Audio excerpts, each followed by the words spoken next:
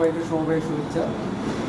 অভয়নগর উপজেলা শিক্ষক কর্মচারী কোঅপারেটিভ প্রতি আয়োজিত আজকের এই বিমাদাবী অনুষ্ঠানে উপস্থিত আজকে সম্মানিত সভাপতি, আমাদের অত্যন্ত কাছের মানুষ জনাব এনামুল কবির বুলবুল ভাই, এবং বিশেষ অতিথি হিসেবে আছেন আপনাদের গ অঞ্চলের ডিরেক্টর অধ্যক্ষ শেখ শহীদুল ইসলাম, এবং আরও উপস্থিত আছেন যশোর খ্রিস্টান কোঅপারেটিভের নির্মল আলবিন আলদা, যারা বৈরামপুরের দেশি ভাই, এবং যশোর কাশফুল কোঅপারেটিভের মাহমুদুল ভাই সহ এই অভয়নগর শিক্ষক কর্মচারী কোঅপারেটিভের ব্যবস্থাপক পরিষদ এবং জেলা ব্যবস্থাপক মহোদয় এবং কালকর্মীদের সবাইকে আমার আন্তরিক শুভেচ্ছা অভিনন্দন, নমস্কার। আজকের এই বিমাদাবী অনুষ্ঠান উপলক্ষেই যদিও আমার যশোরে আসা, বিমাদাবী সম্পর্কে আমাদের জেলা ব্যবস্থাপক একটু বর্ণনাও দিয়েছেন সময় সংক্ষেপ। আমি বিমা সম্পর্কে দু চারটি কথা বলবো। আমাদের প্রতিষ্ঠান, কেন্দ্রীয় প্রতিষ্ঠান কাল, এই কালবের 2022 সালের নির্বাচনের মাধ্যমে আমরা নতুন বোর্ড ক্ষমতায় এসেছিলাম। এই বোর্ডের ট্রেজারার হিসাবে প্রথম বোর্ড সভায় এই বিমা নিয়ে আমার বড় একটা অভিযোগ ছিল। অভিযোগ ছিল এটাই যে আমাদের পূর্বের বোর্ড আমাদের 22-এর নির্বাচনের 1 বছর পূর্বে তারা একটা বিমা কোম্পানির সাথে আমাদের এই কালকে সংযুক্ত করেছে। আমি জেনেছিলাম যে বিমা কোম্পানির সাথে একটা অ্যাবনর্মালভাবে তারা একটা চুক্তি করেছে, যে চুক্তির মাধ্যমে দীর্ঘ 11 মাস পরে আমরা এই বিমা কোম্পানিটাকে অফ করে দিই, কারণ আমাদের নিজের বিমা আছে, তাহলে কেন আমরা অন্য কোম্পানির মাধ্যমে বিমা পরিচালনা করব। দেখা গেছে এই বিমা কোম্পানি আমাদের কাছ থেকে তারা 77 লক্ষ টাকা তারা আমাদের অফারেজযোগ্যভাবে তারা মেনে নিয়ে চলে গেছে। 77 লক্ষ টাকা। তৎকালীন বোর্ডের আমাদের ট্রেজারার ছিলেন এবং আমাদের ময়মনসিংহ ছিলেন ডিরেক্টর, এরা দুইজনের কারসাজিতে বিমা কোম্পানিটা আমাদের কালবে আসে, এবং সে টাকাটা আর আমরা কখনোই ফেরত পাবো না। আমি এই নিয়ে বেশ কয়েকটা বোর্ড মিটিংয়ে জোরালো বক্তব্য রেখেছি। পরে জিএম গত 2-3 বোর্ড মিটিং আগে বলছে যে ওনারা এখন আর দিতে চাচ্ছে না, আমাদের সাথে সম্পর্ক আসছে না। তাহলে কী দরকার ছিল? আমাদের বিমাটা দীর্ঘদিন যখন চলছে, আমাদের একটা বড় ফান্ড আছে, কয়েক কোটি টাকার একটা ফান্ড আছে কালবে, তাহলে সেখানে 77 লক্ষ টাকা লস করার তো কোনো প্রয়োজন ছিল না। 2-1 বোর্ড সদস্যের যোগ সাজরে তারা ব্যক্তিগতভাবে একটা লাভবান হয়েছে, আমাদের কাল থেকে বড় অংশ একটা ক্ষতি করে দিয়েছে। তারপরে আমরা এখন বর্তমান যে পরিবেশ সম্পর্কে দাদা বললেন যে এটা আমাদের সংকটপূর্ণ অবস্থার মধ্যে হয়তো আমাদের একটু ভয় লাগতেছে কী অবস্থা কালবে। আসলে 2022-এর নির্বাচনের পর থেকে আমরা এই পর্যন্ত কালবে 10টি বোর্ড সভা পরিচালনা করেছি। 10টি বোর্ড সভার মধ্যে আমাদের কোনো একটা বোর্ড সভায় চেয়ারম্যানের বিরুদ্ধে বা চেয়ারম্যান এমন কোনো ডিসিশন নেননি, কারো সিদ্ধান্ত ভায়োলেট হয়েছে বা অনৈতিক সিদ্ধান্ত নিয়েছে। 10টি বোর্ড সভায় সব সিদ্ধান্তই সর্বসম্মতভাবে পাশ হয়েছে। এবং লাস্টে ওনারা যে পদত্যাগ করলেন, ওইখানে একটা উল্লেখ ছিল যে কালবের শিক্ষক সমিতির টাকা দিচ্ছে না, বা ঋণের টাকা সদস্যদের মধ্যে ঋণ না দিয়ে অন্য খাতে বিনিয়োগ করছে। এই ধরনের একটা সিট আপনারা পেয়েছেন না? এই ধরনের সিটে সব মানে সব সমিতিকে দেওয়া হয়েছে, আপনাদের ডিএম দিয়েছে কিনা জানি না। প্রত্যেকটা জেলা ব্যবস্থাপনার মাধ্যমে প্রত্যেকটা সমিতিতে এই ইয়েটা দেওয়া হয়েছে যে কী কারণে তারা পদত্যাগ করেছেন। তো পদত্যাগ তারা করলেন কী জন্যে? বিমার টাকা, মানে কি কালবের টাকা সদস্য সমিতিতে ঋণ না দিয়ে ওই টাকাটা ভিন্ন খাতে দিচ্ছে, সদস্য সমিতিগুলির ক্ষতি হচ্ছে বা বিলীন হয়ে যাচ্ছে, এই জাতীয় কিছু অভিযোগ তারা দেখাচ্ছেন। কিন্তু এই জাতীয় কোনো অভিযোগ তারা কোনো বোর্ড মিটিংয়ে উপস্থাপন করেননি। আর চেয়ারম্যান মহোদয় দেশের বাইরে গিয়েছিলেন আমেরিকার কোর সম্মেলনে, এই ফাঁকে তারা এই কাজটা করেছে। চেয়ারম্যানের সামনে বা তাকে বলেও করতে পারতো। তাদের পদত্যাগের উদ্দেশ্যটা ছিল কি, আমরা পরবর্তীতে হয়তো মানে বুঝতে পেরেছি। আমরা গত যে কালবের 37তম বার্ষিক সাধারণ সভা করলাম, এর আগে আমাদের অভ্যন্তরীণ নিরীক্ষা কমিটি একটা প্রতিবেদন দিয়েছিলেন আমাদের কালবের সার্বিক পরিস্থিতির উপরে, কোথায় কি অনিয়ম আছে বা কী অবস্থা আছে। এই প্রতিবেদনটা যখন তৈরি করা হয়, তৈরি করার পরে অভ্যন্তরীণ নিরীক্ষা কমিটি তারা আমাদের এই 37তম বার্ষিক সাধারণ সভার একটা মিটিং আগে আমাদের বোর্ডে উপস্থাপন করেন।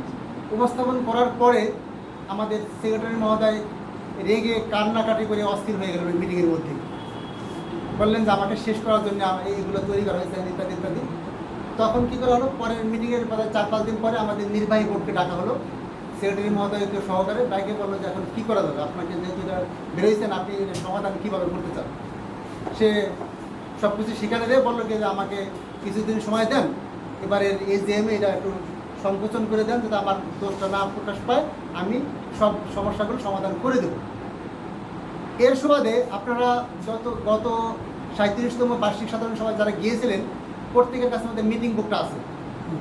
মিটিং বুকের লাস্টের দিকে আপনারা অভ্যন্তরীণ নিরীক্ষা কমিটির যে প্রতিবেদনটা আছে, ওখানে ওটা 50% ঘুরে ফেরে একটা প্রতিবেদন তৈরি করা হয়েছে। ওটার ভিতরে পড়লেও আপনারা বুঝতে পারবেন যে 9 একটা আলামতের ভিতরে আছে। সেখানে 27টা রুম ডেকোরেশনের জন্য 14 কোটি টাকা বরাদ্দ দিচ্ছে। সেখানে 13টা না 12টা রুম ডেকোরেশন করছে, বাকিগুলো করে নাই। সেখানে সর্বসকলে খরচ হতে পারে 2 কোটি টাকা, কিন্তু সেখানে বরাদ্দ হয়েছে 14 কোটি টাকা। তারপরে মাটি ভরাট, সেখানে কয়েক কোটি টাকার এলেমেল আছে। জমি কেনার মধ্যে এলেমেল আছে। মদের বার সম্পর্কে আপনারা অনেকেই জানেন, আর আগে থেকেই আলোচনা হচ্ছিল। তারপরে আপনার অ্যাগ্রো খাতের যেটা আছে, এটাও আপনারা জানেন। তো চেয়ারম্যান মহোদয় শুধু বলছে যে আমি, যেহেতু আপনারা আমার বোর্ডে আছেন, আমি এই প্রতিষ্ঠানটা নতুন হিসাবে দায়িত্ব নিয়ে আসছি। আপনাদের কোনো দুর্নাম আমাদের এই প্রতিষ্ঠানের হোক, এটা আমি চাই না। আপনারা কাজ করেন, আপনারা একটু সময় নেন, এটা আস্তে আস্তে আপনারা এটা একটু মিলতাল করে ঝামেলাগুলো মিটান। আমি আপনাদের সময় দেব। সে কিন্তু চাইছিল তাদের নিয়ে চলার জন্য, 10টা বোর্ড মিটিং তাদের নিয়ে চলছে। সে কিন্তু আজ পর্যন্ত আমাদের চেয়ারম্যান মহোদয় আগের বোর্ডে দুর্নীতি হয়েছে বা যাই হয়েছে, এটা নিয়ে কিন্তু কোথাও কোনো মত প্রকাশ করেননি। কেন করেননি? উনি ভাবছিলেন যে এদের নিয়ে আমি এই প্রতিষ্ঠানটা ঘুরিয়ে নিয়ে আসবো, তাদেরকে বারবার সুযোগ দিয়েছে। কিন্তু শুরু থেকেই তারা চেয়ারম্যান মহোদয়ের বিভিন্ন বিরোধিতাপূর্ণ আচার আচরণ বা এগুলো আড়ালে প্রকাশ করতেছেন। তারপরেও চেয়ারম্যান মহোদয় তাদেরকে অনেক সুযোগ দিছে। লাস্টে উনি যখন নাকি আকুল সম্মেলনে যায়, এজিমের পরে যাওয়ার পথে উনি আমাদের চেয়ারম্যান এবং ভাইস চেয়ারম্যান দুজনকে নিয়ে রেডিসন হোটেলে ঢাকায় ওনারা দুজন চেয়ারম্যানকে ডাইকে নিয়েছে। উনি বলছে যে কেন আসেন, আপনাদের সাথে আমরা দুজনে সাক্ষাৎ করবো।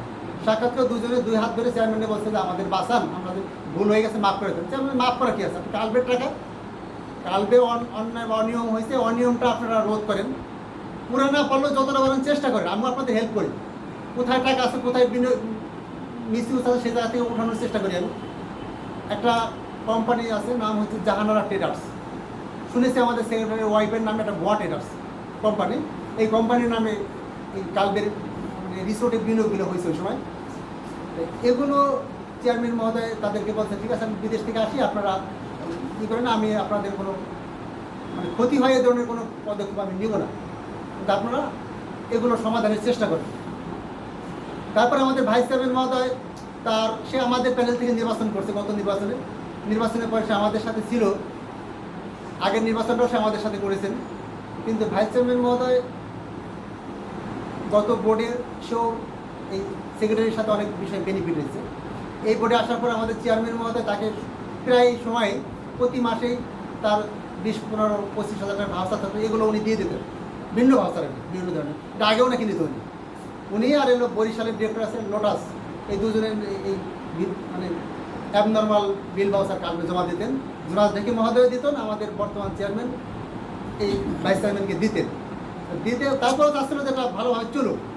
ভাইস চেয়ারম্যান তার ভাই উপজেলা নির্বাচন করলেন। সেই নির্বাচনের সভাতে চেয়ারম্যানের কাছ থেকে 25 লাখ টাকা ধার নিলেন।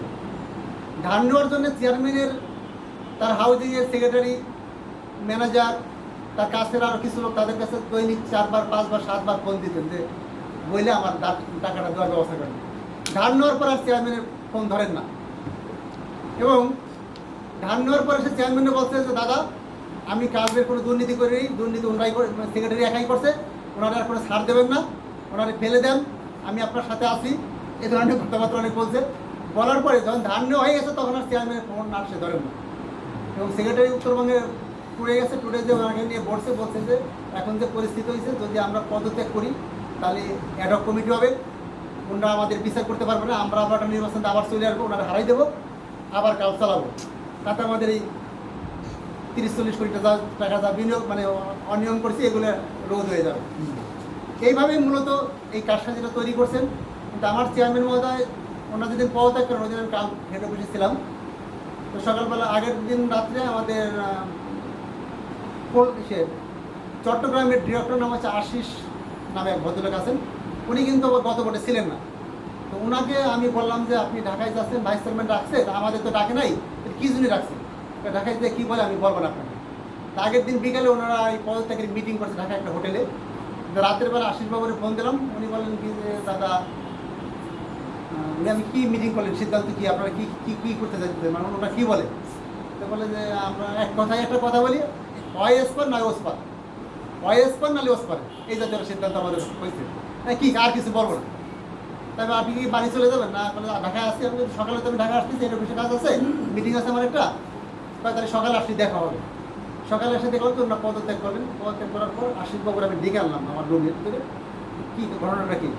তা বলে যে দাদা আমরা পদত্যাগ করেছি। কিন্তু আপনি পদত্যাগ করলেন? যে আমার ভালো লাগছে আমি করছি। হ্যাঁ আমার ভালো লাগছে আমি পদত্যাগ করছি, এখন ভালো লাগতেছে না, আমরা চলে যাচ্ছে, এই জন্য আমি চলে যাচ্ছি। আপনি পদত্যাগ করলেন, এটা কি ভালো কাজ হলো প্রতিষ্ঠানের জন্য? সে বলে যে আমি সেক্রেটারি পয়সায় নির্বাচন করছি, সেক্রেটারি আমার টাকা দিয়েছে, তার কথা ফেলতে পারলাম না, এই জন্যই সে পদত্যাগ করলো। যাক পদত্যাগ করার পর দাদা আমার বললেন আমেরিকা থেকে যে শোনো যারা গেছে চলে যাক, তোমরা কোনো টেনশন করো না, আমি আসি একটা সিদ্ধান্ত নেব। তো চেয়ারম্যান মহোদয় 2 তারিখ আসার কথা, সে 30 তারিখে চলে আসলো, 3 দিন আগে সে বাংলাদেশে ব্যাক করছে। ব্যাক করার পরে আমরা ঢাকায়, আমি এবং কনসুলেট দুজন বসে সেক্রেটারি মহোদয়কে ফোন দেওয়া হলো যে ভাই পদত্যাগ করলেন, চেয়ারম্যান মহোদয় দেশের বাইরে ছিল, সে আসছে, সে আপনাকে আসতে বলতেছে, তাহলে একটু আসেন, ঢাকা আসেন, আমরা একটু বসি, যদি কোনো সমস্যা হয়ে থাকে আমরা একসঙ্গে সারবো। 17 মিনিট কথা বলতে আমার কাছে রেকর্ডিং আছে, সেক্রেটারির সাথে যে কথাটা হয়েছে টোটাল কথাটা, সে আমাকে বললো, সেক্রেটারিকে সে লাস্টে বললো যে আমাকে একদিন সময় দেন, আমি সবার সাথে কথা বলে আগামীকাল আপনাকে জানাবো চেয়ারম্যানের সাথে বলবো কি বলবো না। এর মধ্যে আপনাদের যশোরের ডিরেক্টরের সাথে প্রায় 5-7 মিনিট কথা হলো। সেও একটা ভিন্ন কথা বললো যে কারোর সাথে বসা লাগবে না, সেক্রেটারির সাথে মিললে হয়ে যাবে, সেক্রেটারির সাথে কথা বলে আমাদের কারোর সাথে বসা লাগবে। ময়মনসিংহের ডিরেক্টর একই কথা বললো, সেক্রেটারির সাথে কথা বলে, ভাইস চেয়ারম্যান সেক্রেটারি, এরা দুজন যে সিদ্ধান্ত দেবে ওই সিদ্ধান্ত কথা। পরের দিন সেক্রেটারি আর কোনো কল ব্যাক করে বলে নাই যে আমরা বসবো কি বসবো না, সে আর কোনো কথা বলেনি সেক্রেটারি। তারপরের দিন আমরা কী করলাম, আমরা পরবর্তীতে চেয়ারম্যান মহোদয় ওনাদের যে পদত্যাগপত্র, ওই পদত্যাগপত্রের ভিত্তিতে ওনারা বোধহয় সমবায়ের অধিদপ্তরে ঢুকে ওনারা একটা চিঠি ইস্যু করলো জিএম বরাবর, যে কালবের সার্বিক পরিস্থিতি কি তাকে অবহিত করার জন্য। জিএম মহোদয় জবাব দিচ্ছে বোধহয় 4-5 তারিখের মধ্যে জবাব দেওয়ার কথা। 4 তারিখ উনি জবাব দিলেন যে চেয়ারম্যান মহোদয় দেশের বাইরে ছিলেন, উনি আসছেন, উনি কালবের যথাযথ ব্যবস্থা গ্রহণ করবেন। 5 তারিখে উনি মিটিং করে কোঅপ করে 4টা 10-এ ওনাদের পদত্যাগপত্র গ্রহণ করে 4টা 12-তে নতুন কোঅপ করে উনি একটা কমিটি তৈরি করে উনি সমবায়কে জানাই দিচ্ছেন যে আমার এখানে পদ শূন্য নেই, আমরা কোঅপ করে কালবের মানে পূর্ণাঙ্গ কমিটি পুনরায় গঠন করা হয়েছে। এরপরে ওনারা সমবায় দপ্তরে কয়েকদিন দৌড়াদৌড়ি করে ওনারা আমাদের পরবর্তীতে পরে আবার জিএমকে আর একটা চিঠি দিলেন সমবায় থেকে যে আপনি কোঅপ কমিটি করার জন্য নাম পাঠানোর জন্য, যে হ্যাঁ অ্যাডক কমিটি দিলাম। অ্যাডক কমিটি করার জন্য উনি নাম পাঠাইতে বললে উনি জিএম বললেন যে আমাদের কোঅপ কমিটি করা হয়েছে, অর্থাৎ আমাদের এখানে অ্যাডক কমিটির প্রয়োজন নেই, উনি এইভাবে একটা চিঠি পুনরায় দিয়ে দিয়েছেন। দেওয়ার পরে পরবর্তীতে ওনারা একটা অ্যাডক কমিটি করে কালকে পাঠায়। চেয়ারম্যান মহোদয় পরবর্তীতে হাইকোর্টের মধ্যে রিট করে এই অ্যাডক কমিটি 6 মাসের জন্য স্থগিত করা হয়েছে। এবং তারপরে আমাদের এই কমিটি বোর্ড মিটিং করে নতুন কমিটি চলমান আছে। এখন চেয়ারম্যান মহোদয়ের কথা হলো যে উনি কালকে আসতে চাইনি, তাই ওটা বলতেছি। চেয়ারম্যান মহোদয়ের কি ছিল যে এই কোঅপ কমিটি যখন চলমান হয়েছে, পরবর্তী তারা আবার হাইকোর্টে আবার একটা আপিল করেছে এই রিটের বিরুদ্ধে। আরিফ মিয়া বাদী হয়েছে, আরিফ মিয়া আপিল করেছে। আরিফ মিয়া তো আপিল মানে করতে পারে না, মানে সে হয়তো না বুঝতে বা না বুঝে করছে না, আপিল করলে করতে পারে, আমি পারি, মানে আমি তো অ্যাডক কমিটির সদস্য, আর জয়নাল আবেদিন আছে অ্যাডক কমিটির সদস্য। আরিফ মিয়া এটা আপিল করেছে, আপিল করার পর আপিলটা বোধ হয় পরবর্তীতে স্থগিতের অবস্থায় আছে, আপিল খারিজ হয়ে গেছে, আর এই অবস্থায় আছে আর কি। এখন এরপরে আমাদের চেয়ারম্যান মহোদয় কালবে কিন্তু আসতে চায়নি, ওনাকে এনেছেন ওনার সম্প্রদায়ের একজন বড় ধর্মগুরু। উনি বলছেন যে আগাস্টিন আমাদের এই প্রতিষ্ঠানটা শেষ হয়ে যাচ্ছে, আমাদের তৈরি প্রতিষ্ঠান, আমাদেরই বেশিরভাগ অর্থ এখানে, তুমি এই প্রতিষ্ঠানে হাল ধরো। ওনাকে আগের নির্বাচনে আমরা রিকোয়েস্ট করছিলাম আসার, উনি আসার পরে উনি কিন্তু আমাদের এই প্রতিষ্ঠান থেকে এখন পর্যন্ত 1 টাকাও নেননি কোথাও। উনি হেড অফিসটা উনি ডেকোরেশন করছেন ওনার নিজে 10 লাখ টাকা দিয়ে, ওনার রুম সহ হেড অফিসে ডেকোরেশনে প্রায় 20 লাখ টাকা খরচ হয়েছে, উনি নিজেই 10 লাখ টাকা দিয়েছেন নিজের পকেট থেকে। উনি দেশের বিভিন্ন জায়গায় যান, গাড়ি ভাড়া, থাকা, সব খরচ উনি নিজে দেন। সদস্য সমিতিতে বিভিন্ন জায়গায় ছোটোখাটো সমস্যা হলে নিজের পকেট থেকে উনি টাকা দেন। উনি চায় যে এই প্রতিষ্ঠানটাকে একটা ভালো পর্যায়ে ভালো অবস্থানে নেওয়ার জন্য। সেই সাইমন পেরারা থেকে শুরু হয়েছে দুর্নীতি। এই দুর্নীতিটা এই গত ভোট পর্যন্তই একভাবেই চলছিল।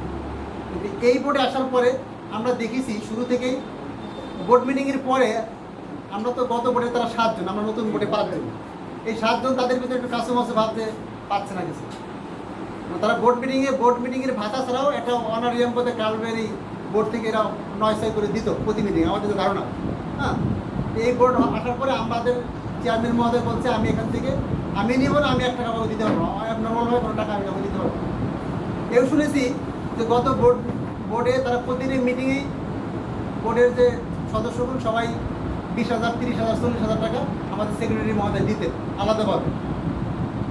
কোন জায়গাতে দিতেন, কীভাবে দিতেন, এখন উনি যদি 25, 30, 40 কোটি টাকা মারে, সেখান থেকে 8 জন বা 10 জন সদস্যের 25,000 টাকা করে দিলে কয় টাকা লাগে? 2.5 লাখ, 3 লাখ টাকা। এই 3 লাখ টাকা করে 3 বছর গেলে কত যাবে? 1.5 কোটি টাকায় যাবে। এরা তো এইসব বোর্ড অফ ডিরেক্টর এরা ওই 20,000, 25,000 টাকা মানে খুশি থাকতেন। 20,000, 25,000 টাকায় তারা খুশি থাকতেন যে মানে বোর্ডের ভাতার বাইরে আলাদা 25,000 টাকা পাচ্ছে তারা প্রতি বোর্ড মিটিংয়ে। এইভাবে তারা ভোট চালাইছে। কিন্তু আমি মনে করি যে আসলে আমরা বর্তমান যে বোর্ডটা চেয়ারম্যান মহোদয় কোয়ার্ট করছেন, এরা সবাই মনে করি সবাই ভালো মানুষ, বা এদের টাকার প্রতি কোনো লাভ লালসা নাই। আমি নিজেই ব্যক্তিগতভাবে আমি একটা সরকারি কলেজের সহকারী অধ্যাপক, আমি 62,000 টাকা বেতন পাই। আমার ওয়াইফ প্রাইমারি টিচার, সেও হয়তো 30,000 টাকা বেতন পায়। আমার একটা পারিবারিক ব্যবসা আছে, বড় ব্যবসা। এখানে আসছি আজকে আমার বাজারের দিন ছিল, আমার 3 জন কর্মচারী আছে, বাবা আছে, সেখানে আমি থাকলে আমার আরেকটু লাভ হতো। তারপরও আমি এই প্রতিষ্ঠানে আসছি। আজ পর্যন্ত আমার চেয়ারম্যান মহোদয়ের কাছে আমি বলি নেই যে আমার 20 টাকা 2,000 বা 5,000 টাকা লাগবে, এটা কিন্তু আমি কখনো বলিনি। হ্যাঁ, সৎ নীতি নিয়ে এখানে আসছি, যতদিন আসছি সৎ নীতি নিয়ে থাকতে চাই। এই যে প্রতিষ্ঠান, এই প্রতিষ্ঠানকে ঘুরিয়ে আনার জন্য আপনাদের মফস্বল পর্যায়ে কথাগুলো আসে না। আবার অনেক জায়গায় বলে যে চেয়ারম্যান কথা বলে না। আমি দাদার একটা নাম্বার আছে, আমি কিন্তু আপনাকে নাম্বার রিং হয়, কিন্তু আপনাকে আমি পাই না। আজকে মিলাই দেখবেন, আপনার ছবি দিয়ে একটা নাম্বার সেভ করা আছে, আপনার ওই যে AGMS এর নাম্বারটা আছে, ওই নাম্বারটাও আছে। হ্যাঁ, গত মাসে আপনাকে আমি ঠিকই নেই, গত মাসে আপনাকে উল্টো চেয়ারম্যানকে আমি কয়েকবার ফোন দিচ্ছি। হ্যাঁ, ভদ্রলোকের সাথে তো আমার ভালো সম্পর্ক, কিন্তু কোনো রিপ্লাই পাইনি। আমি ওনার অফিসে যেটা হাউজিং, সেখানে 9টা পর্যন্ত ছিলাম একটা। তা যাই হোক, আমি মনে করি ওনারা বিভিন্ন কাজে ব্যস্ত থাকে। দেখ, আমার ব্যক্তিগত কিছু কাজে হয়তো আমি নাম্বারটা আমি নাম্বারটা দেখবো। আপনার নাম্বারটা আমি নিয়েছি, আমি মোবাইলে সেভ করা যদি না থাকে আমি সেভ করে দেবো। আপনাকে আমার সাথে তো কথা হয় না। যাক, অনেকে বলে যে চেয়ারম্যান মহোদয় দেশের বিভিন্ন জায়গায় কথা বলে না। চেয়ারম্যান মহোদয় আসলে 2টা প্রতিষ্ঠানের দায়িত্ব, তো উনি ওইভাবে কথা বলার মতো পরিবেশ পায় না। তবে উনি ভালো মনের মানুষ, উনি অত্যাধিক ভালো মানুষ। উনি আইসে কাজটাকে ভালো জায়গায় নেওয়ার জন্য। তা আপনারা ওনার উপর ভরসা রাখেন। আমি মনে করি এই প্রতিষ্ঠান উনি আগামী যদি আরও একটা টাইম থাকতে পারে, এর মধ্যেই কাজটাকে একটা ভালো জায়গায় নিয়ে যেতে পারবে। দাদা, অনেক কথা শুনছি, আরও থামালাম। যে আমার উদ্দেশ্য হচ্ছে, দেখেন, আমি বললাম ব্যক্তিগতভাবে আমি নিজে এই কালকে রক্ষা করার জন্য পার্সোনালি আমার টাকা রাখছি, আমার ক্রেডিটে। দেখো এরকম, তাহলে আমি তো বুঝি ওখানে টাকা রাখলে আমার নিরাপদ।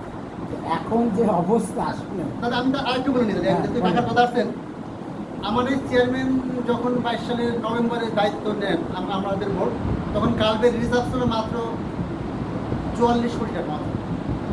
তার আগে 200-300 কোটি টাকা ছিল। তারা 1 বছর যাবত এই এসএমই চালু করে অ্যাপ নর্মালভাবে লোন দেওয়া ফেরত আসলে এইভাবে লোন মানে মাঠে বিভিন্ন জায়গায় লোন ফেলাই দিয়েছে। এই চেয়ারম্যান আসার পরে উনি লোনের হারটা কিন্তু খুব শক্তভাবে ধরছে, এবং অনিয়ম কোথায় আছে সারা বাংলাদেশ উনি এগুলো তদন্ত করে লোনটা এখন কিন্তু এই লোন একটা কমিটি করছে, নতুন কমিটি। লোনে একটা ছিল 70 তালা তোমাকে সরাইয়া এই আমাদের বিজুষ বাবুরে নিয়ে আসছে। গত 1-1.5 মাস এটা নিয়ে অবজারভেশন করে ওনারা এখন বাংলাদেশের সব সমিতি লোন পাবে। প্রতি 3 মাস অবজারভেশনের ভিত্তিতে লোন পাবে। এবং লোনটা কখনো অনিয়মভাবে হবে না। আর উনি দায়িত্ব আসার পরে 2022 ডিসেম্বরের পরে এই 2024 সাল 2 বছরে উনি 400 কোটি টাকার মতো এই মূলধন কালবে বৃদ্ধি পেয়েছে। 400 কোটি টাকার মতো মূলধন বৃদ্ধি পেয়েছে। উনি আসার পরে বোধহয় জানুয়ারিতে আমরা কুচিলাবাড়ি আমাদের রিসোর্টে ঢাকা গাজীপুরের সমিতিগুলো নিয়ে একটা মিটিং করে টাকার জন্য আমরা বললাম। ওই মিটিংয়ের পরে আমাদের 100 কোটি টাকা আসছে 1 মাসের মধ্যে। এখন গালবের নিজস্ব মানে যে ফান্ড যেটা জমা আছে সেটা 250 কোটি টাকার মতো, এবং উনি আসার পরে গত 2 বছরে আমরা লোন দিয়েছি 400 কোটি টাকার মতো সারা বাংলাদেশে। হ্যাঁ, কিন্তু অনেকে বলে যে শিক্ষক সমিতিগুলো লোন পাচ্ছে না কারণ কি শিক্ষক সমিতিগুলোর মধ্যে নানা অনিয়ম আছে।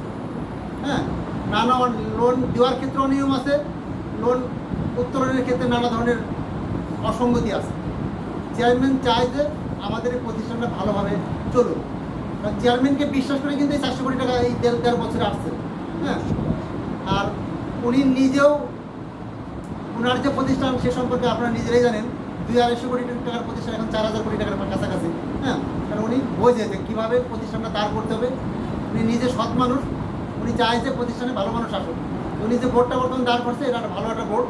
এই বোর্ডে যারা আসছে আমাদের সব কয়জনই ইয়াং লোক আছে, কাজ করার মতো, এখানে খাই লোক আর নাই, বা অনৈতিক কাজের সাথে জড়িত ছিল এই জাতীয় লোক আমাদের এখানে আর নাই বর্তমান সময়। আমরা যে গত বোর্ডে লায়লা মোতালেব নামে এক মহিলা নির্বাচন করেছিল, তাকে আমরা ভাইস চেয়ারম্যান হিসাবে নিয়েছি দিনাজপুরে। উনি উপজেলার ভাইস চেয়ারম্যান ছিলেন।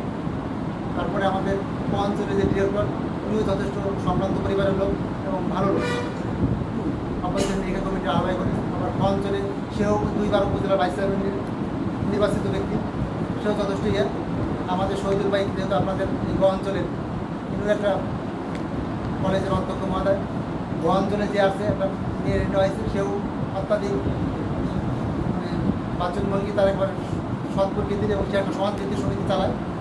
বেশি বড় সমিতি না, 4 কোটি টাকা মূলধন, কিন্তু সেখানে খেলাপের পরিমাণ 5% নিচ্ছে। আমার চেয়ারম্যান মধ্যে 2 বার গেছে তার সমিতিতে। গত কক্সবাজারে আপনারা যদি এই জেম ফোরামে যেয়ে থাকেন, ওর সমিতিটা কিন্তু এই প্রজেক্টটি দেখাইছিল, বন্ধন কোঅপারেটিভ। আর ঢাকা অঞ্চলে যে আছে আমাদের ডেভিডটাও এই মাউসার ইস্টার্ন কোঅপারেটিভের ডেলিগেট, সেও ভালো, সমবায় বোঝে। ময়মনসিংহ থেকে যাকে নেওয়া হয়েছে, অঞ্চল থেকে সাইফুদ্দিন সবুজ, সে উৎপাদনমুখী এবার বড় সমিতি আছে তার, প্রধানমন্ত্রীর হাত থেকে তার গোল্ড মেডেল পাইছে তার সমিতি। আর বর্গীজ অঞ্চলে যে ভদ্রলোক আছেন, ওনার নাম হচ্ছে উত্তম কুমার দে, ওনার হচ্ছে চকরিয়া মহামায়া কোঅপারেটিভ। তাদের মূলধন প্রায় 35 কোটি টাকার মতো মূলধন। সমিতির বয়স বেশি না, 8-9 বছর সমিতির বয়স, 35 কোটি টাকা মূলধন। চেয়ারম্যান বেছে লোক নিচ্ছে যে মোটামুটি তার ভোটটা ভালো চালানোর জন্য। আপনারা আমি যে কথাগুলো বললাম এটা আপনাদের কাছে বোধহয় পরবর্তীতে চেয়ারম্যানের মধ্যে একটা ইয়েও পাঠাইছে বোধহয়, আপনার না সেগুলি কালবের যে অনিয়ম বা দুর্নীতির যে ইয়েটা হ্যাঁ মেয়ের আপনি সব সমিতি দেখলেন পায় নাই বলে কেন? আমার ম্যানেজার নিজে দেখেনি। আপনি সব ম্যানেজারকে বলবেন যে চেয়ারম্যান সেক্রেটারি সবাই দিয়ে দেওয়ার জন্য, সবাই জানা দরকার যে বিষয়গুলি কি। না, আপনার তো জেলা ব্যবস্থা করে দায়িত্ব প্রত্যেকটা সমিতিকে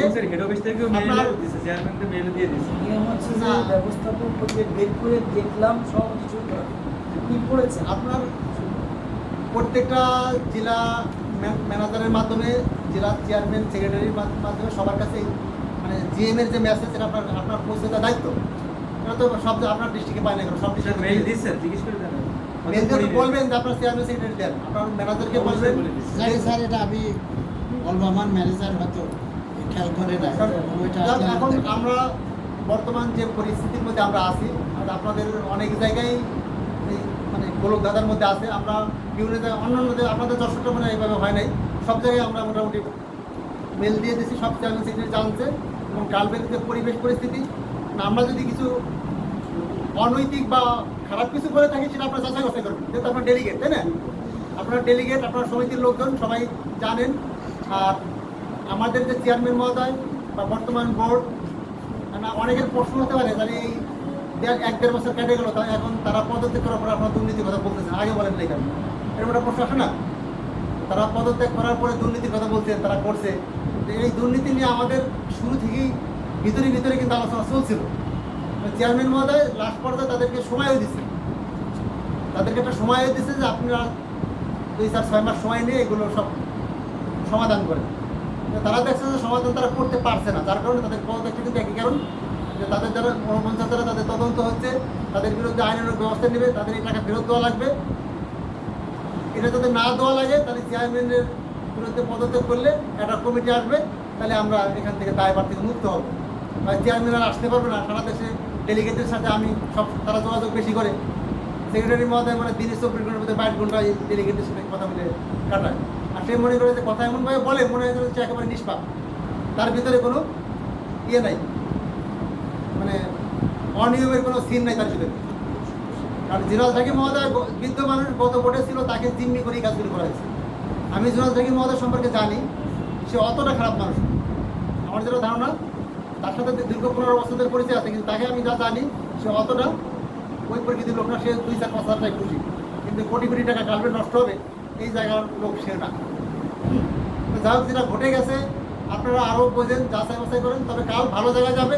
আপনারা কালকের প্রতি আস্থা রাখেন, আমাদের এই চেয়ারম্যান মহোদয় কালকে ভালো জায়গায় নিবে।